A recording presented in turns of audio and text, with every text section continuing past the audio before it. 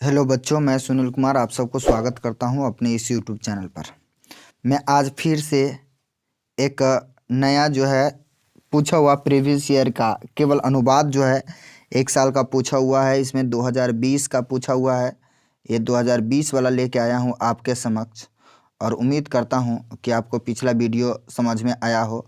अगर आपने अभी तक मेरा पिछला वीडियो नहीं देखे हैं तो डिस्क्रिप्शन में लिंक दे देता हूं, आप उसको जाकर ज़रूर देखें। चूँकि अनुवाद है या प्लेलिस्ट में जाकर अनुवाद वाला में ज़रूर देखिए। वह 2015 का कराया था और ये 2020 का है। चलिए देखते हैं।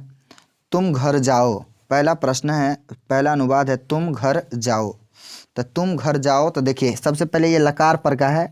टोटल देख लीजिए, अनुवाद जो पूछता है 1 से 2 नंबर का लकार से पूछता है और 1 से 2 नंबर का आपको प्रत्यय से पूछता है। मुश्किल से 1 नंबर से आपको समास से पूछता है, ठीक। और बाकी जितना भी बच जाता है वह कारक से पूछता है। कारक वाला सूत्र निश्चित तरीक़ा से याद रखिएगा, अनुवाद भी निश्चित तरीक़ा से याद रखिएगा, वो काफ़ी महत्वपूर्ण है। तो यहाँ जो है लकार से पूछा हुआ है। तो तुम का संस्कृत होता है त्वम, ऐसे आप ऐसे भी लिख सकते हैं, ठीक, कोई दिक्कत नहीं है। त्वम, तो तुम घर जाओ, तो जाने के समय में घर को चाह रहा है, इसलिए गृह जो है ऐसे फल पर ही चलता है। तो गृहम हो गया द्वितीया के एक वचन। जाओ, तो हम यहाँ पर आज्ञा और आदेश दे रहे हैं। आज्ञा और आदेश में जो होता है हम षष्ठी विभक्ति का आज्ञा और आदेश में जो है हम आपको प्रयोग करते हैं लोट लकार प्रयोग करते हैं, ठीक। तो यहाँ है तुम घर जाओ, तो त्वम गृहम गच्छ, लोट लकार, क्योंकि मध्यम पुरुष एक वचन में अ होता है इसीलिए गम होता है रूप, लेकिन उसका 4 लकार में चलता है गच्छ करके। तो गच्छ हलंत रहता है। जब गच्छ हलंत रहता है तो इस गच्छ वाला में लग जाएगा अ, तो ये पूरा गच्छ हो जाएगा, तो इसीलिए हो गया पूरा गच्छ। चलिए अगला प्रश्न कहता है प्रजा राजा को नमस्कार करती है। प्रजा राजा को नमस्कार करती है, तो प्रजा राजा को नमस्कार करती है। तो ये सूत्र जो है नमः स्वस्ति स्वाहा स्वधा अलम वसट युगाच है। नमः स्वस्ति स्वस्ति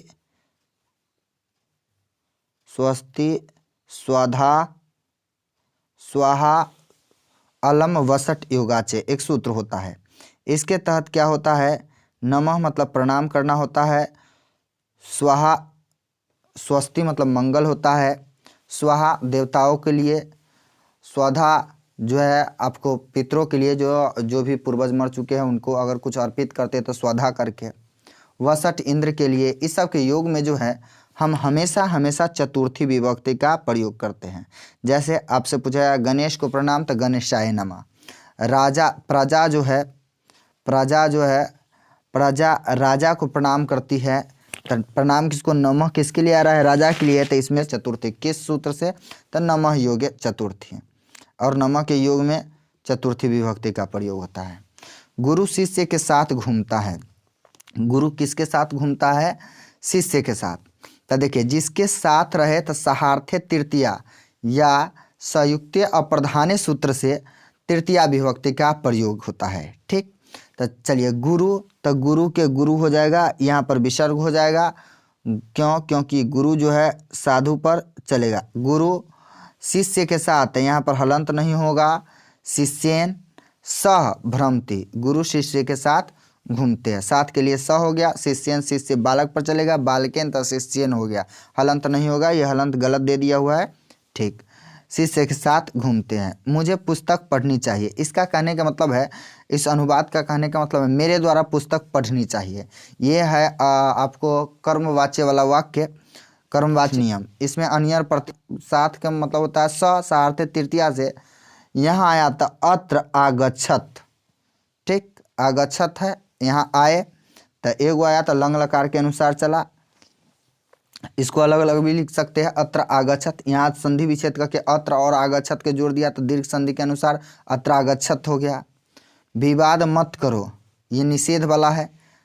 ऐसे भी ये है लोट लकार, विवाद मत करो, तो विवादम माँ कुरु, माँ मतलब होता है मत, और कुरु मतलब आपको क्री धातु का चला हुआ है। इसका मतलब है तुम विवाद मत करो, तुम साइलेंट है, और तुम जो है मध्यम पुरुष एक वचन है, किसी को हम आज्ञा दे रहे हैं तो मध्यम पुरुष एक वचन लूट लकार में जाएगा तो अ होता है, तो इसीलिए यहाँ हो गया कुरु। और 2015 में पूछा भी हुआ है कि कुरु किस लकार का रूप है, तो लूट लकार का। बालक को फल अच्छा लगता है, एक लिखा है तो रुच्यार्था नाम प्रियमान। रुच्यार्थक धातु का प्रियमान अर्थात जिसको रुचता है, जिसको अच्छा लगता है, वह संप्रदान होता है और उसमें चतुर्थी विभक्ति का प्रयोग होता है। तो बालक को फल अच्छा लगता है, तो बालकाय फलम रोचते, बालक को फल क्या लगता है, अच्छा लगता है। चलिए अगला प्रश्न कहता है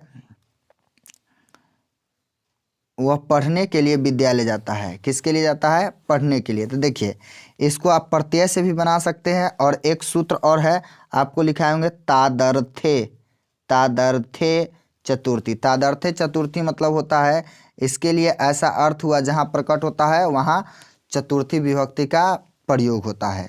जैसे हरे भक्ति रोस्ती, हरि भक्ति के लिए हरिय भक्ति रोस्ती, हरि भक्ति के लिए जो है भजन करता है या रोचता, सॉरी हरे भक्ति भजती, हरे मुक्ति भजती, हरि मुक्ति के लिए भजता है, हरे मुक्ति भजती, हरि मुक्ति के लिए